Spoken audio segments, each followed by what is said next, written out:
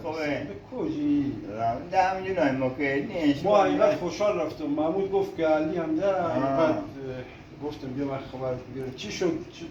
تو رفت دانشگاه درست؟ آها دیگه ما درس که دیگه رشته بیادبیات قبول رفت و رشته اول رو ما رشته بیادبیات؟ بله بیادبیات بیادبیات ما ادبیات شنیدم بیادبیات که خونده بوده تو فقط همون کتن است تو موضوع بیادب باشون رتبه چنده و کشور؟ اول کشور یعنی بیادبتر ندیدن نریده دمت گرم جدی داریم کار سختی اما خب رنج کشیدم مخی چیکار کنی الان برنامه چیه مخی؟ ریدن در مملکت و در جامعه خودت انگار یک کاری بدون هیچ کمک هیچ خواستی تا بیام زندگی شما بریم دست شما در این کار که دست ما خودم ریدم خب ریدن ما فرق من الان بیان نگاه برد زندگی خود چه ریدم اصلا هیچ فکر نمیکنم